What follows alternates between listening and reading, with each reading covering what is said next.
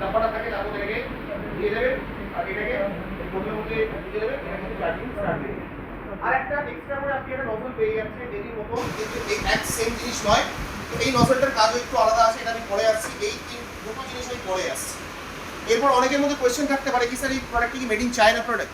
তো এই যে ইউজার ম্যানুয়াল, আমরা জানি যদি কোনো চাইনিজ প্রোডাক্ট হয় ইউজার ম্যানুয়ালে যদি এই প্রোডাক্টের সাথে চীনের কোনো সম্বন্ধ থাকতো তাহলে কিন্তু কোনো না কোনো জায়গায় তারা নিজের ভাষাতেও কীভাবে এটাকে ইউজ করা হয় সেটা কিন্তু লিখত। চাইনিজ প্রোডাক্ট দেখেছে ইংলিশেও লেখা থাকে, আবার তার নিচে চায়নাতেও লেখা থাকে। তো এর মধ্যে কিন্তু কোনো রকম কোনো চীনা ভাষায় কোনো কিন্তু আপনি পাবেন না, যার দ্বারা এটা প্রমাণিত এটা কমপ্লিটলি সাউথ কোরিয়া থেকে এই প্রোডাক্টটা ম্যানুফ্যাকচার হয়েছে। যদি আরও ডিটেলে দরকার পড়ে কোন কোম্পানি কোথায় অ্যাড্রেস কী ব্যাপার সব আমি বলে দেবো। এরপর আসছি আমি আমাদের বোতলে। দেখুন এই বোতলের যে ক্যাপাসিটি সেটা 380 ml, যেটাকে নর্মালি একটা সময়তে 1 গ্লাস জল ধরা হতো, এখন 1 গ্লাস জলটা 200 থেকে 250 ml চলে এসছে। কিন্তু এই যে বোতলের ক্যাপাসিটি সেটা হচ্ছে 380 ml। এখনো পর্যন্ত পাঞ্জাবে যদি আপনি যান, ওরা যে লস্যি খায় বড় বড় গ্লাস, বা বিহার পাটনা সাইডে গিয়ে যদি ছাতুর দোকানে যান দেখবেন ওরা বড় বড় গ্লাস ইউজ করে। তারা কিন্তু এখনো পর্যন্ত 1 গ্লাস মানে কিন্তু 1 গ্লাস হিসেবে চিন্তা করে, ওরা এখন আমাদের কাছে হাফ গ্লাস হয়ে গেছে। তো এটা প্রথমে আমি কি করবো, এটাকে প্রথমে আমি নিচেটাকে পোর্শনটাকে আলাদা করে দেবো। এটাই হচ্ছে মেন।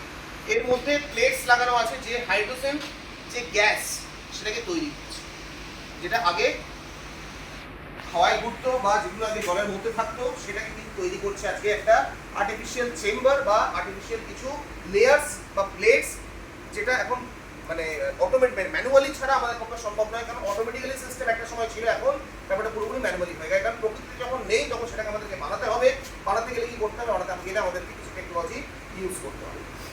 এটা জাস্ট একটু সেফ অ্যান্ড সিকিউরের জন্য দেওয়া আছে। এটাকে আমি খুলে দিলাম, এটাকে আমি আবার ফিট করে দেবো। এর নিচে একটা সুইচ আছে আর এর সাইডে একটা চার্জিং পোর্ট আছে, এখানে আপনাকে চার্জ দেবেন। এবং অনলাইন আবারও আসছি অনলাইন প্রোডাক্টের মধ্যে। অনলাইন প্রোডাক্ট যখন আমরা দেখছেন 2 থেকে 3 বার বা 10 বার 15 বার চার্জ দেওয়ার পর দেখা যায় এই ভেতরে যে পোর্শন এটা ভেতরে ঢুকে,